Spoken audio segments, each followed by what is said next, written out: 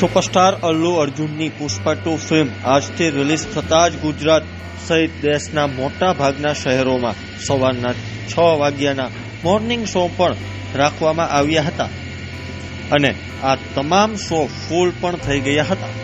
પુષ્પા 2ના ચાહકોએ તો 2 મહિના પહેલા મૂવીનું બુકિંગ કરાવી લીધું હતું. ત્યારે પુષ્પા 2ના રાજકોટના ચાહકો પાસેથી જ જાણીએ કે આ મૂવી કેવું છે અને તેમને આ મૂવી કેવું લાગ્યું છે. ત્યારે જો અમારો અહેવાલ.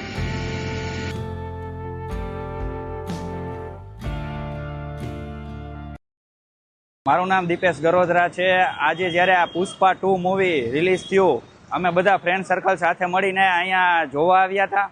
ફટાકડા ફોડીને આ મૂવીનું અમે સ્વાગત કર્યું. ખાસ કરીને આની સ્ટોરીની વાત કરવામાં આવે તો આ એક ફૂલ એન્ટરટેન મૂવી છે અને આ સ્ટોરીની અંદર તમને ખબર છે કે પુષ્પામાં જે અલ્લુ અર્જુન છે એ આપણે લાલ ચંદનની ચોરી કરે છે અને એ બધું એમાં આપણે બતાવવામાં આવ્યું છે. ત્યારે એ આખી આ સિન્ડિકેટનો મેઇન પોતે પ્રમુખ બની જાય છે અને એક વખત એવું થાય છે કે એને છે ને સીએમને મળવા જવાનું હોય છે. ત્યારે એની પત્ની છે, એની પત્ની દ્વારા એને કહેવામાં આવે છે કે તમે ત્યાં જાઓ છો તો તમે સીએમ મારે ફોટો પડાવજો. જ્યારે એ સીએમ પાસે જાય ત્યારે એને શું કહેવાય ના પાડી દેવામાં આવે છે કે સીએમ પોતે ફોટો નથી પડાવતા.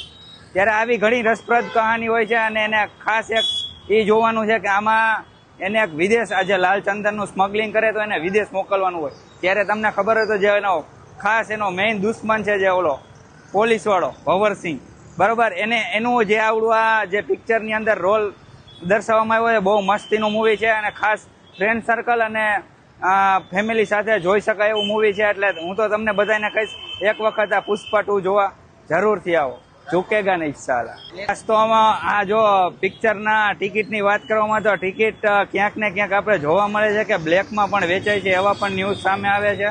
એથી કરીને હું તમને કહું જેટલું બને એટલું વહેલું આમાં બુકિંગ લોકોએ કરાવેલું હોય અને એ ટિકિટ ક્યાંક ને ક્યાંક બ્લેકમાં પણ વેચાતી હોય એવું પણ ક્યાંક ને ક્યાંક સામે આવે છે. મેં પાલસી ઝાલા મારું નામ છે અને પુષ્પા 2 જોવા હું આવ્યો હતો. ખૂબ જ એન્ટરટેનિંગ મૂવી છે. એક વસ્તુ છે મિત્રો કે જે મૂવી રસિકો હોય છે ને એને ખબર જ હોય છે કે કયું મૂવી ક્યારે જોવું અને એના શું ખરેખર જોવાના ફાયદાઓ છે. જો મૂવીના ઘણા પ્રકાર હોય છે, જોનર વાઇઝ મૂવી આવતા હોય છે, આપણે જોઈએ જ છીએ, પણ એન્ટરટેનમેન્ટ મસાલો અને કહેવાય ને કે જે આપણે આતુરતાથી રાહ જોતા હોય કે જેની 3 કલાક જે મૂવીની અંદર આપણે આપીએ અને એમાંથી આપણને એમ આવે કે આ જોઈને ફૂલ મજા આવી ગઈ, મોજ આવી, આનંદ થઈ ગયો, એવું છે આ પુષ્પા 2.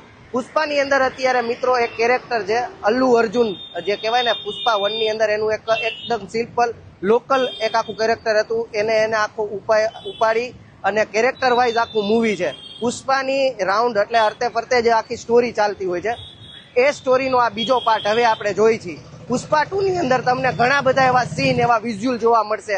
ખૂબ સારી એવી કહેવાય ને કે અંદર સિનેમેટોગ્રાફી કરી છે મિત્રો, ખૂબ આનંદ આવી જાય એવી સિનેમેટોગ્રાફી કરી છે. પુષ્પા 2 ની અંદર જે પાર્ટ 1 ની અંદર જ્યારે અલ્લુ અર્જુનનો લુક હતો, જે રીતના એસ્ટાબ્લિશ થયો, આમ ધીમે ધીમે ઊભો થઈને એવો નીકળો, એ જ એને કેરી ઓન કર્યું છે. અને આ પુષ્પા 2 ની અંદર આમ તો એને વાઇલ્ડ ફાયર નથી કીધો.